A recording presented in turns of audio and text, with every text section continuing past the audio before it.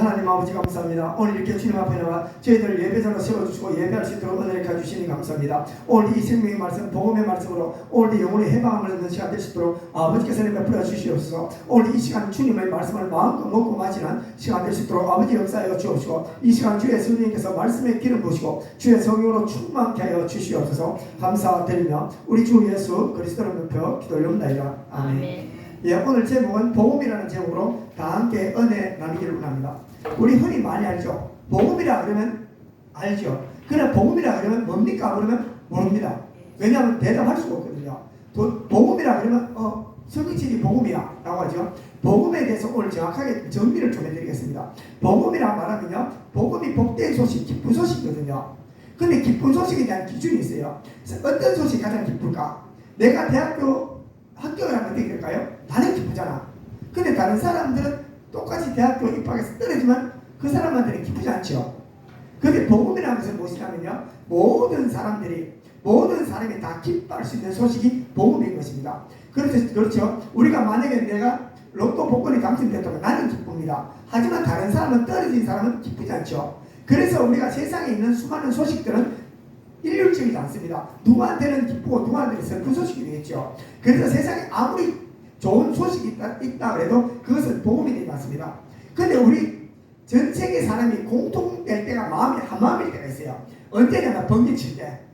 번개칠 때 전부 다 알고 맞죠. 하나님 앞에 하나님 다릅니다. 한마음이 됩니다. 왜냐면 번개칠 때 보면 사람들이 다 두려워하죠. 그때는 한마음이 돼요. 그 대신 인류가 가지고 있는 가장 큰 문제가 무엇이냐면 죄의 문제입니다.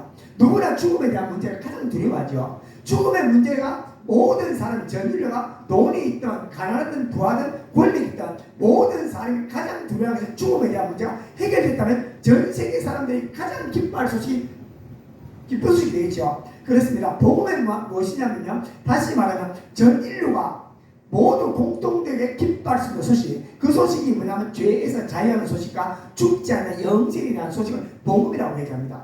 또 복음에 또 두 번째 얘기가 있어요. 복음이 무엇입니까? 라고 물으면 복음에 대한 원어들을 가보면요, 복음이라는 단어를 어떻게 쓰냐면 복음이 뭐냐면 기쁜 소식이거든요. 기쁜 소식. 이것을 왜 기쁜 소식이라고 말하면 옛날에 고대 시대 때 있죠. 우리가 다윗 시대 때 다윗 이스라엘 나라와 아말렉 족속이라든가 블레셋 족속과 전쟁하는 어떤 일이 있냐면 나라와 전쟁을 합니다. 전쟁에서 이기면 어떻게 되지? 전쟁에서 이기면은 그 나라에 대한 그 사람들의 모든 전쟁에 승리하게 되면 그 중에서 그 나라의 백성들의 남자들은 다 죽입니다. 어린애부터 어린까지 다 죽여버려요. 아니면 미성년자만 살려놓고 20세 이상 다 죽여버립니다. 그리고 20세 밑에 애들은 데리다가 마다고 노예로 삼습니다. 그럼 여자들은 어떻게 될까요? 여자들은 결혼한 여자 다 죽여버립니다.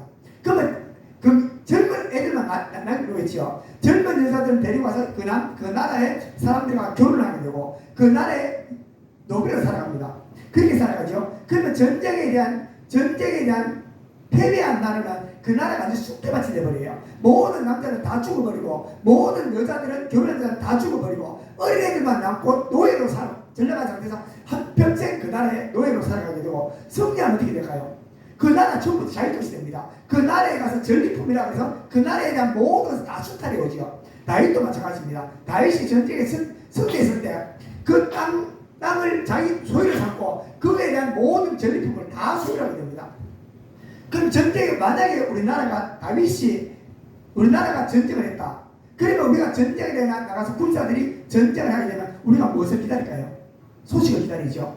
우리나라가 이겨서 졌어. 이기면 어떻게 됩니까? 난리가 나겠죠. 우리가 이기면 와 하고 난리가 나고 엄청나게 모든 사람이 다 똑같이 기뻐합니다. 우리나라가 기뻐할 때가 8.15 해방 때 우리나라 전 국민이 다 기뻐했거든요. 왜? 일본에서 노예로 살다가 우리나라에서 해방됐다는 소식이 들었을 때 전 국민이 한마음이 돼서 엄청나게 기뻐했어요. 왜? 이제 자유주권을 누리고 살거든요. 그래서 복음이란 무엇이냐면 기쁜 소식, 전쟁에 승리하는 소식이 복음인 것입니다. 그렇죠. 지게 되면 어떻게 돼요? 지게 되면 노예, 이게 되면 그 나라의 모든 것이 다 내 것이 되기 때문에 엄청나잖아요. 그래서 복음이란 구약시대 때 복음이란 단어가 쓴 이유는 무엇이냐? 복음은 전쟁의 승리의 소식을 복음이라고 얘기합니다. 그래서 우리가 이 땅에 오셨을 때 이 성경을 왜 복음이라고 그러냐면요, 전쟁에 대한 승리거든요. 우리가 이 땅에 예수님의 공생의 사복음서 얘기가 무슨 얘기냐면요, 전쟁 얘기합니다. 예수님께서 이 땅에 태어나셔서 죽는 그날까지 이 지상에 내려오셔서 전쟁한 얘기를 써놨어요. 무슨 전쟁이야? 얘기하겠죠. 예수님께서 이 땅에 태어나서 그냥 와서 공생의 기간에 전에 살고 공생의 기간에서 뭐 기적까지 좀 많이 일으키시고 또 십자가에서 죽으셨어. 그리고 부활했어. 근데 어떻게 보면 예수님의 공생의 전체의 한 사람의 인생 이야기죠. 인생 이야기인데 그게 무슨 전쟁이야 라고 말하지만요, 아닙니다. 예수님께서 이 땅에 오신 이유는 우리 사람을 구원하러 오셨다라고 분명히 말씀하고 있습니다. 그렇죠? 그래서 예수님께서 오신 전쟁 이야기를 우리가 복음이라고 얘기합니다. 복음이라고 이야기하고 예수님께서 어떻게 전쟁을 치렀는지 성경을 봤을 때 눈이 열리면 보입니다. 예수님께서 전체 공생에 관한 전쟁의 삶을 사셨어요. 어떻게? 우리가 눈에 보는 이 땅의 전쟁이 아닙니다. 칼로 창으로 휘두르는 전쟁이 아니라 예수님께서 하나님께서 원하시는 방법대로 전쟁을 이루셨어요. 하나님께서 하시는 전쟁은 어떤 전쟁입니까? 우리 하나님께서 하시는 전쟁은 하나님의 성품과 인격에 맞게요. 우리가 사람과 사람을 싸우잖아. 어떻게 싸웁니까? 그 사람이 악랄하면 악랄하게 싸웁니다. 근데 그 사람 말로 하면 말로 싸우죠. 전쟁에는 인격이 드러납니다. 전쟁 안에 그 사람의 인격이 드러나고 그 사람의 성품이 드러납니다. 예수님께서는, 하나님께서는 완전한 사랑이십니다. 완전한 사랑이시기에 예수님께서 전쟁도 완전한 사랑으로 전쟁하셨어요. 하나님의 방법대로, 하나님께서 원하시는 방법대로 사랑의 전쟁을 하시는데 그것이 우리가 사복음서라고 얘기를 하고 있습니다. 그렇습니다. 예수님께서 이 땅에 오신 이유는 분명히 얘기하고 있죠. 마태복음 1장 21절에 아들을 낳으리니 이름을 예수라라. 이는 자기 백성을 그들의 죄에서 구원할 자십니다. 우리가 아담의 타락으로 말미암아 전 인류가 우리가 죄에 대한 종이었습니다. 죄에 대한 종이 되었고 죄를 지은 결과는 뭐라고요? 죽음입니다. 죄의 결과는 죽음입니다. 왜? 하나님께서 그렇게 1인칭을 정해 놓으셨기 때문입니다. 그렇습니다. 그래서 우리 예수님께서 이 땅에 오신 죄 문제를 해결하러 오셨습니다. 그래서 2장 11절에 오늘 다윗의 동네 너희를 위하여 구주가 나셨으니 곧 그리스도 주심이라 말씀하고 있습니다. 예수님께서 전쟁에 대한 게 있죠. 예수님께서 어떻게 전쟁을 이루셨을까? 예수님께서 전쟁을 하신 것을 보면 나눌 수가 있어요. 예수님께서 인생을 보면요, 태어나셨을 때부터 해갖고 우리가 요단강에서 세례 받기 전에의 삶이 있었어요. 공생의 이전의 삶이라고 그랬죠. 공생의 이전의 삶을 예수님께서 오셨을 때 어떤 삶을 사셨느냐? 도대체 어떻게 사셨지? 성경에서 그렇게 큰 기록이 되어 있지 않습니다. 예수님께서 하나님의 아들이시지만 이 땅에 내려오셨어요. 이 땅에 내려오셔가지고 이 땅에 오셔가지고 예수께서 사람의 손에 창조주이신 하나님께서 피조물인 사람의 손에서 양육받았었습니다. 마리아와 요셉을 통해서 거기서 양육받았습니다. 예수님께서 완전한 사랑이신데 죄 많은 마리아와 요셉을 통해서 예수님께서 양육받을 때 온전하게 받았을까요? 요셉과 마리아가 완전한 성품이었을까요? 그분이 짜증도 있고 화도 내고 혈기도 있을 건데 때로는 예수님께서 울 때 그분들은 화내셨겠죠. 어릴 때 예수님께서는 부모들의 인간적인 죄성 안에서 끊임없이 핍박을 받으면서 살았다는 것입니다. 그리고 마리아와 요셉이 잘 살았나요? 못 살았습니다. 가난했습니다. 때로는 먹을 것도 못 먹고 마실 것도 못 먹고 배고픔과 어려움 속에서 그분은 공생의 기간에 이전의 삶을 사셨어요. 그것이 예수님께서 어떤 삶을 사셨다고요? 이 땅에 오셔서 하나님의 영광을 버리시고 이 땅에 오셨을 때 사람의 손에서 양육받은 자체입니다. 또 그리고 예수님께서 태어났을 때 헤롯이 와서 죽이려고 얘기하죠. 본인의 의지에 상관없이 예수님께서는 마리아와 요셉의 품에 의지하여 어디로 갔다고요? 애굽에서 쫓겨가서 거기서 갑니다. 이스라엘에 있을 때 애국까지 갈 때 KTX 타고 가나요? 아니요. 그분은 앉아가 사람의 손에 ör타가 있어서 그 먼 길을 맨발로 신발도 제대로 없는 상태에서 걸어가시는 삶을 사는 것을 알고 있습니다. 하지만 그분께서 그 공생의 이전의 삶을 살아갈 때 한 번도 화를 내지 않고 한 번도 화를 내지 않고 죄를 짓지 않았어요. 어떻게 하냐고요? 우리 모르잖아. 근데 어디서 드러나냐면요, 예수님께서 공생의 이전의 삶에서 예수님의 죄 없는 삶이 언제 드러나냐면요, 그것이 예수님께서 요단강에서 세례를 받으십니다. 세례를 받으시고 물에서 나와서 그때 성령께서 예수님을 광야로 이끌어가시죠. 광야로 이끌어가서 40일 금식기도 시킵니다. 40일 금식기도 시켜서 40일 동안에 3가지 시험을 하죠. 시험은 언제 칩니까? 우리가 공부 잘했으면 시험 날 되면 학교 가잖아. 근데 공부 잘 못했으면 시험을 떨어집니다. 우리도 시험 됐잖아. 예수 잘 믿다가 우리 예배 은혜 막 받고 난 다음에 나가서 누가 와갖고 누가 지나가다 흙탕물로 차가 흙탕물로 팍 튀기면 할렐루야 누가 그래요? 에이카죠. 왜냐하면 내 성품은 그대로 봅니다. 시험 칠 때 어떤 문제가 생겼을 때 반드시 자기의 본성이 드러납니다. 예수님께서 40일 동안 금식하셨죠. 예수님께서 40일 동안 금식하시면서 제일 먼저 와 예수님한테 무슨 얘기해요? 사단이 얘기하죠. 마음속에서 사단이 나타나서 말했는지 그 안에서 사단이 속삭였는지를 몰라요. 그렇게 배고플 때 어떻게 해요? 야, 예수님한테 너 하나님 아들이잖아. 맞지? 난 알고 있어. 너 하나님 아들 맞지? 너 돌과 떡 만들어 먹어. 배고픈데. 단순하죠. 근데 이 단순한 얘기 안에 뭐가 있냐면요. 예수님께서 떡을 만들어 먹을 수도 있어요. 근데 금식할 때 어떻게 얘기해요? 예수님께서 그 40일 금식기도 할 때 누구랑 약속해요? 하나님하고 약속하잖아. 하나님하고 약속입니다. 우리가 40일 작정기도 한다, 금식한다. 누가 약속합니까? 하나님과 약속입니다. 그건 아무도 모르잖아.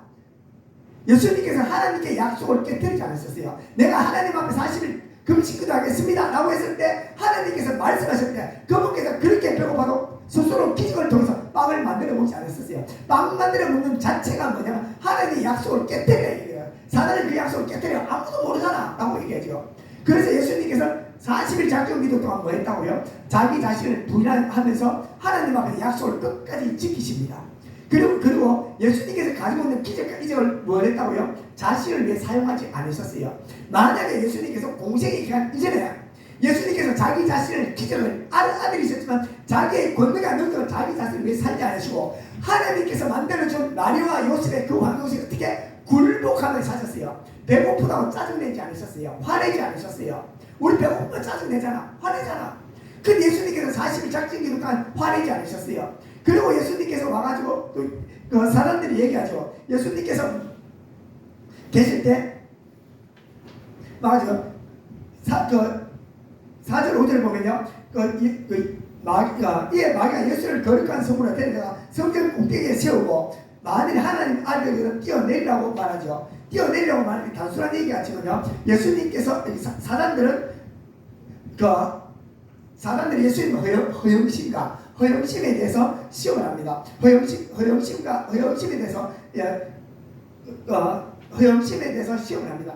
예수님께서 자기 자신의 권능과 능력을 가지고 다른 사람 앞에 자기 자신을 드러내지 않으셨어요. 나 이 정도 돼. 내 이거 할 수 있어. 많은 사람은 자기 자신을 높이지 않으셨어요. 예수님께서 공생의 기간 이전에도 예수님이 자기 자신의 존재를 드러내지 않으시고 어떻게 해요? 지극히 한 사람의 사람으로서 삶을 사셨다는 것입니다. 그래서 철저하게 예수님께서 40일 동안 금식하시면서 시험 받으면서 뭐냐면 이때까지 예수님께서 33살 될 때까지 뭐 했다고? 예수님께서 하나님의 말씀대로죠. 하나님의 계명대로 사는 것을 40일 금식기도 할 동안 하나님께서는 인정을 받게 됩니다. 그렇습니다. 그리고 예수님께서는 또 사람들이 얘기하죠. 사람들이 와가지고 나한테 경배해. 그러면 내가 너희 천하 만국을 다 줄게. 하지만 예수님께서는 경배하지 않습니다. 오직 하나님 앞에 경배하죠.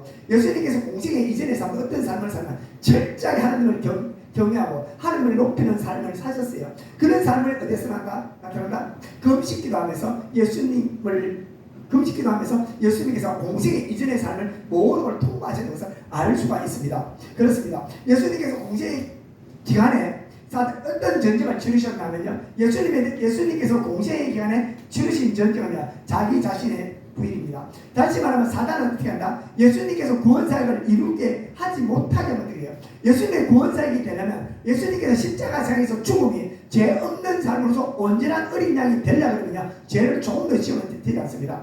예수님께서 우리의 죄를 속죄하기 위해서는 어떻게 되면 예수님께서 완전한 제물이 되셔야 되는데 죄가 하나도 있으면 안 돼요. 그럼 어떤 죄일까요? 우리가 죄라는 기준이 무엇이냐면요. 성경에 대한 죄에 대한 기준이 뭐냐면 하나님을 마음에 두기를 싫어하는 자. 로마서 1장에 나옵니다. 그리고 시기와 탐욕, 혈기, 분노, 짜증력, 그리고 교만 이런 많은 내용들 내면에 대한 것을 얘기를 해놓습니다. 그래서 예수님께서 공생의 기간에 다닐 때 예수님께 자존심을 많이 드립니다. 예수님께서 공생의 기간에 사역을 하고 다니십니다. 수많은 기적과 이적을 일으킵니다. 이적을 일으킬 때 옆에서 뭐라 그래요? 너 귀신 쓰인 거 아니야? 우리가 많은 은사를 하고 능력을 나타내는데 귀신이 씌워서 그러면 자존심이 팍 상하겠죠. 짜증이 확 나겠죠. 예수님께서 전혀 요동하지 않습니다. 또 그리고 예수님께서 자신의 권능과 능력을 가지고 오병이어의 기적을 가지고 자기 자신을 배고픈데 사용하지 않으셨어요. 그래서 예수님께서 사마리아 우물 가시고 그 목마름을 통해서 스스로 기적을 자기 자신을 위해 사용하지 않으시고 뭐 한다고요? 그 여인을 통하여 물을 얻어먹게 되죠. 그런데 예수님이 철저하게 자기 자신에 대한 안에 본성, 감정에 대해서 분하셨던 것을 알 수가 있습니다. 그리고 십자가상에서 예수님께서 죽으실 때 어떤 전쟁을 치르셨냐면요, 마지막 사람들은 예수님을 위해서 죄를 짓도록 만들죠. 왜냐하면 죄를 한 개라도 지으면요, 자기 본성, 죄성이 좀 한 개라도 순정하게 되면 예수님은 어린 양이 될 수 없습니다. 그래서 마태복음 20장 38절에 보면요, 그의 머리 위에 유대인의 왕이라는 선패가 있고 예수와 함께 강도들이 십자가에 못 박혀 있습니다. 지나가는 자들이 있습니다. 예수는 십자가에 못 박혀 있습니다. 지나가는 자들이 있습니다. 그 지나가는 자들이 누구냐고요? 얼마 전까지 예수님을 따라다니면서 군중 속에서 예수님의 기적과 이적을 체험하고 예수님을 아는 자들입니다. 그 무리들이 지나가면 머리를 흔듭니다. 머리 흔들고 예수를 모욕합니다. 야, 저게 메시아야? 십자가에 못 박히게? 속이 상했어요. 당신이 목사야? 당신이 전도사야? 당신이 집사야? 당신이 권사야? 이럴 수가 얼마나 무시하겠어요. 그렇게 자존심이 엄청나게 당하잖아요. 사람들은 사람을 통해서 무리를 통하여 예수님을 모욕합니다. 모욕하죠. 예수님께서 전혀 흔들리지 않습니다. 그리고 예수님께서 이런 말 한 적이 있어요. 내가 이 성전을 3일 만에 내가 성전을 짓겠다라고 말씀하고 있습니다. 이 말들을 무리들이 기억하고 뭐라고 그러냐면요, 성전을 뭐 사흘에 짓는 자야, 내가 만에 하나님의 아들이거든 자기를 보내 십자가에 내려와. 네가 성전 3일 만에 짓는다면서 그러면 네가 십자가에 내려와. 3일 만에 성전 짓는다고 십자가에서 못 내려와. 이렇게 비난하는 겁니다. 예수님께서 공시에게 했던 그 말들을 꼬리를 잡아가고 십자가에 달려있는 예수님에서 끊임없이 비난하죠. 예수님이 조금 흔들리지 않습니다. 우리 여자분들 그렇죠? 오늘 왜 그래? 오늘 얼굴이 왜 그래? 팍 가잖아요. 화장품도 비싼 거 발랐는데, 야, 열났잖아요. 팍 올라오죠. 그러고 난 돌아서서 얘기합니다. 이나 잘 봐라 하면서. 근데 예수님께서 전혀 요동하지 않는 것을 알 수가 있습니다. 그리고 그와 같이 대제사장과 세리관들이 장로들과 함께 희롱하여 이르되 그가 남은 구원하실 때 자기는 구원할 수 없다. 너만 구원하고 니도 구원 못해? 그렇죠. 야, 네가 그렇게 너 많이 도와주고 네가 바꾼다? 이런 식으로 막 사람들이 무시합니다. 그걸 무시하죠. 그렇죠. 그렇듯이 우리가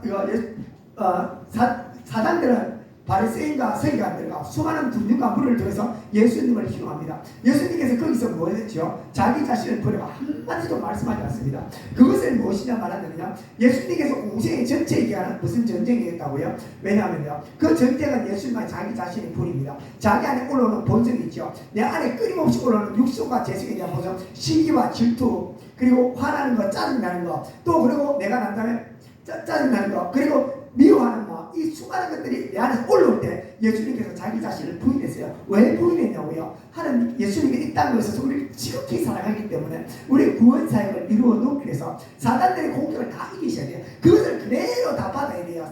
예수님의 사랑하는 방법은 모든 걸 듣고 알아줍니다. 왜 바리새인과 서기관들이 그렇게 할 때 왜 받아주셨을까요? 이유는 합니다. 예수님께서 공생의 기간에 수많은 사람들이 기적과 이적을 통해서 수많은 사람들이 주님 앞에 들어왔어요. 니고데모 같은 경우도 공회 의원으로서 예수를 영접한 사람이라 받아들인 사람이에요. 예수님 당시에 수많은 바리새인과 서기관들이 예수님 편에 섰습니다. 예수님께 십자가 죽으셨어요. 죽고 난 다음에 허다한 제자장 무리가 베드로를 통해서 구원받습니다. 예수님 십자가상에서 예수님 앞에 손가락질한 사람들이 어떻게 베드로의 설교를 듣고 수많은 제사장 무리들이 허다한 무리들이 주님을 영접하게 되거든요. 예수님은 무슨 사람? 그들의 죄를 허다하게 다 덮어주셨어요. 예수님의 사랑하는 방법입니다. 전쟁에 대한 방법입니다. 사랑은 뭐라고요? 허다한 죄를 덮습니다. 그렇습니다. 예수님께서 공생에 대한 전체의 삶은 무슨 사랑이에요? 자기는 모든 사람을 사단들의 비록 쓰임 받지만 그들의 허물을 덮어주고 그가 때가 되면 내 자녀가 될 거나 백성이 될 거나 희망을 가지고 하나님께서 다 덮어주셨어요. 예수님께서 공생의 기간에 그렇게 전쟁을 치러 나가셨습니다. 예수님께서 십자가상에서 죽으셨어요. 드디어. 왜? 인간이시기 때문에 육신의 장막이 무너지면 육신은 영혼과 육신은 분리가 됩니다. 왜냐하면 모든 장기 기능이 사라지면 육신에 대한 죽음이 오죠. 그러면 동시에 우리 육신과 영혼은 분리되어서 우리 영혼은 올라갑니다. 어디로 간다? 하나님의 심판대에 있어야 돼요. 예수님도 동일합니다. 예수님께서 십자가상에서 못 박히셨습니다. 죽으셨습니다. 그리고 로마 군인이 옆구리를 창으로 찔렀습니다. 피가 물이 쏟아집니다. 예수님께서 영혼과 육체가 이태리 되어가요. 그럼 예수님께서 죽으셔서 십자가상에 죽어서 영혼이 하늘로 올라가죠. 이제 모든 사람이 죽으면 어디로 간다? 예, 하나님 심판 들어갑니다. 그리고 한 사람도 의인이 어떻게 되면 다 지옥 가요. 지옥에 내려갔다 거기서 검수를 받습니다. 근데 예수님께서 십자가상에 죽으셨어요. 근데 지옥이 바깥 뒤집어지잖아. 왜? 보니까 아무리 봐도 죄가 없거든요. 그래서 하나님께서 예수님께 죄가 허물을 찾을 수 없지만 찾을 수 없기 때문에 어떻게 된다고? 그 허물을 하나님께서 살리십니다. 이게 부활이죠. 그래서 예수님께서 죄 없는 예수님께서 죽으시고 우리 인간의 죄를 완전히 대속하셨습니다. 이게 구원에 대한 소식입니다. 그래서 창세기 3장 19절에 내가 흙으로 돌아갈 때까지 얼굴에 땀을 흘려야 먹을 것을 먹으리니 그것을 취함을 입었습니다. 너는 흙이니 흙으로 돌아갈 것이라 분명히 말하죠. 모든 사람이 흙으로 돌아갑니다. 히브리서 9장 27절에 한 번 죽는 것은 사람의 정해진 것이요 라고 그 위에 심판이 있다고 말하죠. 그렇습니다. 모든 사람은 죽으면 다 하나님의 심판대 있습니다.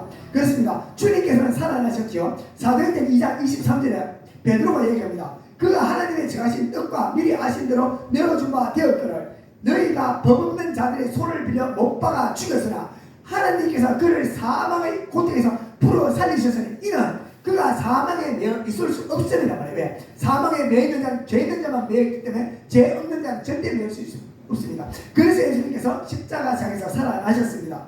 그래서 히브리서 2장 14절에는 사도 바울은 뭐라고 얘기하느냐? 자녀들은 혈과 육에 속하였으며 그도 또한 같은 모형으로 혈과 육을 지니시면 죽음을 통하여 죽음을 잡은 자 마귀의 세력을 멸하시며 예수님께서 죽으시면서 사단 마귀의 세력을 멸하셨습니다.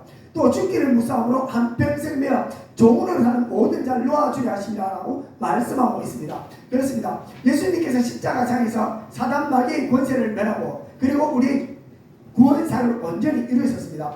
예수님 자신이 복음입니다. 예수님 전체의 삶이죠. 예수 그리스도께서 나를 위해서 죽으셨다는 것은 그게 복음이라는 것입니다.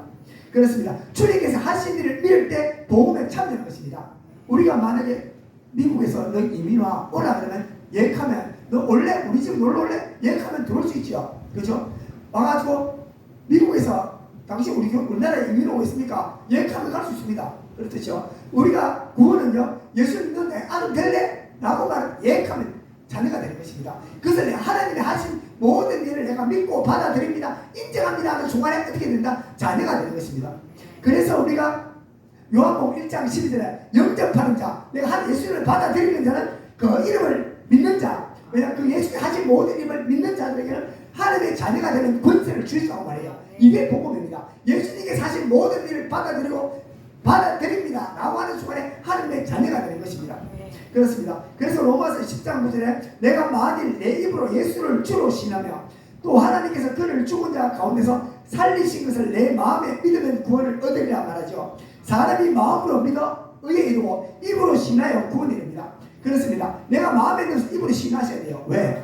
이 땅에는 물질이거든요. 눈에 보이는 세계는 입술에 대한 동의가 있습니다. 마음을 표현하는 하나님께서 원하셔요. 그래서 우리가 예수를 내 구주로 영접하고 하나님은 나의 아버지요 예수가 나의 주시고 예수님께서 십자가에서 죽으시고 예수님 나를 위해 죽으심을 믿습니다 하는 순간에 우리가 구원을 받을 수 있는 것입니다. 그렇습니다. 구원받은 자의 표징이 무엇이냐면요 증거가 있어야 되죠. 대한민국 사람은 우리가 어떻게 표해요? 주민등록증 있죠. 왜? 그러면 여건이 있잖아. 우리한테도 있어요. 우리 하나님의 자녀와 백성은요 우리가 하나님 앞에 표징이 있습니다. 제일 먼저 할 수 있는 정보를 가면 할 수 있어요. 무당들이 예수 믿는 사람 기가 막히게 하요. 안에 보여. 그리고 그렇죠. 근데 우리 안에 뭘 주셨냐면요. 우리 하나님께서 예수 믿는 자녀에게는 하나님께서 증거를 주셨는데 로마서 8장 15절에 너희는 다시 무수한 종의 영을 받지 않고 양자 영을 받았으므로 우리가 아빠 아버지라 부릅니다. 예수를 하나님을 아버지라 부를 수 있는 게 하나님의 성령의 역사입니다. 성령이 친히 우리의 영과 더불어 우리가 하나님의 자녀에게서 증거한다고 말하죠. 요한일서 4장 2절에 보면요 이로써 너희가 하나님의 영을 알지니 곧 예수 그리스도께서 육체로 오신 것을 시인하는 데마다 하나님에 속했대요. 예수님이 나의 주되심을 고백하는 것이 성령이 아니면 고백할 수가 없어요. 내가 예수님을 주로 내가 주님 앞에 쓰임 받겠습니다. 이것이 나의 고백이 아니라 내 안에 성령께서 주시는 고백이고 내가 하나님을 아버지로 부를 수 있는 것이 뭐라고요? 내 안에 성령이 계시기 때문에 나타나는 증거입니다. 그래서 내 안에 일어나는 가슴에 일어나는 마음의 감동, 그죠? 이거는 주어져요. 예수 안 믿는 사람 하나님은 아버지는 절대 못 버립니다. 립 서비스 한 번 할 수 있죠. 그러나 연속적으로 하지 못해요. 또 예수 믿는 사람 성경이 있는 말이 예배당에 앉아서 예배드려요. 그래서 내 안에 성경이 있는 증거가 이렇게 증거로 드러나는 것을 알 수가 있습니다. 성경에서는 복음 안에 있는 하나님의 자녀, 성경에서는 복음 안에 있는 자들을 하나님의 나라로 인정하세요. 왜? 우리 하나님께서 자녀이기 때문에. 우리 하나님께서 가장 원하는 것은 뭐냐면 저 하나님의 나라, 거기에 우리가 하나님께서 데려가는 게 하나님의 목적이라는 것입니다. 그렇습니다. 그걸 데려가기 위해서 우리 하나님께서 성경을 보내주셨죠. 요한복음 14장 16절에 내가 아버지께 구하겠으니 그가 또 다른 보혜사를 너희에게 주사 영원토록 너희와 함께 하시라 말이죠. 우리 하나님께서는 메시아는 함께합니다. 우리 예수님께서 만약 인간이셨다면요, 그분도 하나님의 원리와 법칙이 있더라고 잘 살아야 90, 100살밖에 못 삽니다. 그죠? 그래가 죽을 수밖에 없어요. 영혼이 못하잖아. 그래, 그분은 영으로 이 땅에 존재해 계시기 때문에 영은 시공간을 초월해요. 그래서 영혼에서 우리 안에 아브라함에 임했던 영, 다윗에게 임했던 영, 사도바울에게 임했던 그 성이 어제나 오늘이나 동일하게 우리 심령 속에 동일하게 존재해 계신다는 것입니다. 그분께서 내가 어디로 하나님을 만나는 그날까지 내 영혼을 함께 주까지 데려가신다는 것입니다. 그래서 보혜사를 너희에게 주사 영원토록 함께 있게 한다고 말씀하시고, 그는 진리의 영이라. 진리죠. 하나님께서 내 안에, 성령께서 내 안에 오시기 때문에 뭘 원한다? 말씀대로 살도록 자꾸 갖고 가세요. 죄에서 민감하게 하신다는 것입니다. 내가 죄 지으려고 그럴 때 내 안에 이것은 죄라는 것을 경각심을 얻어주고, 또 내가 이것을 죄의 길로 걸어갈 때 내 심장이 쿵쾅쿵쾅 뛰면서 죄책감을 느끼고 죄에서 이게 아니라는 것을 내 가슴 속에서 하신다는 것입니다. 그래서 진리의 길이에요. 그분께서 옳은 길로 바른 길로 점점 바른 길로 인도해주시는 것입니다. 아멘. 그는 진리의 영이라. 세상은 너희 그를 받지 못하니 이런 그를 보지도 못하고 알지도 못하라. 그러나 너희는 그를 아나니 그는 너희와 함께 거하시며 너희 속에 계시잖아. 내 안에 성령께서 우리는 알잖아요. 그렇습니다. 그래서 우리 하나님께서 구원의 복음을 영접한 자들은 우리 심령 속에 성령을 부어주셨습니다. 그 성령께서는요, 요한복음 14장 26절에 보혜사 곧 아버지께서 내 이름을 보내신 성령 그가 너희에게 모든 것을 가르치고 너희에게 말한 모든 것을 생각나게 해라.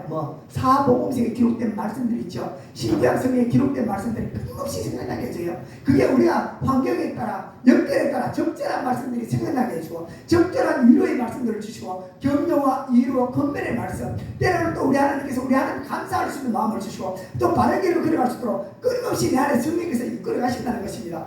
그렇습니다. 또 성령께서 주시는 게 뭐가 있죠? 가장 큰 선물, 그분은 사랑이잖아. 하나님의 나라는 희락과 평강이라요. 하나님의 성령이 내 안에 임하시면 뭔가 세상 사람들이 누리지 못하는 화평, 평강이에요. 그래서 요한복음 14장 27절에 평안을 너희에게 끼치노니 라고 말하죠. 곧 나의 평안을 너희에게 주노라 라고 말합니다. 우리가 예수 믿으면 가장 큰 선물이 뭐냐면 평강입니다. 그분의 함께 하신 평강, 이전에 느끼지 못하는 평강을 우리 심령 속에 느낄 수 있다는 것입니다. 그렇습니다. 우리 주님께서 우리를 가장 안전하고 복된 길로 인도합니다. 내 안에 성령께서 계시기에 우리의 길을 인도해 가시는데, 내가 사명자면 사명자의 길로, 내가 주님을 자녀면 자녀의 길로, 하나님께서 우리의 가장 좋은 길로 인도해 주시고 우리의 길을 마지막으로 어디로 천국으로 인도하신다는 것입니다. 그렇습니다. 요한복음 14장 6절에 예수께서 이르시되 내가 곧 길이요 진리요 생명이니 나로 말면 저는 아버지께 올 자가 없다 말하죠. 내 안에 예수의 생명이 있게 내가 소망이 있고, 내 안에 예수의 생명이 있게 내가 살아갈 수 있는 힘의 원동력이 주어지는 것입니다. 그렇습니다. 저와 여러분들이 한 주간 살아갈 때 내 안에 성령께서 계십니다. 우리는 구원을 받아들인 자고 복음이 내 안에 있는 자들입니다. 우리 예수 안에 한 걸음 한 걸음 더 나아가 내 안에 성령님을 붙들고 우리의 복음을 마음껏 드리는 저와 여러분 되시기를 예수님으로 축원합니다. 다음 기도하겠습니다. 전능하신 하나님 아버지 감사합니다. 내 안에 복음을 넣어주시고 하나님의 자녀 삼아주시고 백성 삼아주시니 주여 감사와 영광을 드립니다. 주여 내 안에 성령께서 계십니다. 성령께서 나의 삶을 주관하여 주시고 인도하여 주사 아버지 천국 가는 그날까지, 하늘에 날아가는 그날까지 주여 붙들어 주시고, 이 땅에서 주께서 주신 사역과 사명을 잘 감당할 수 있도록 아버지 역사하여 주시옵소서. 우리의 발걸음을 자로된 인도하여 주시고 하나님의 선한 뜻과 뜻과 계획들이 주여 나의 삶 속에 이루어지게 하여 주시고, 복음을 누리는 자, 복음을 누리는 자들이 될 수 있도록 아버지께서 마음껏 축복하여 주옵소서. 감사드리며 우리 주 예수 그리스도의 이름으로 기도를 올립니다. 아멘.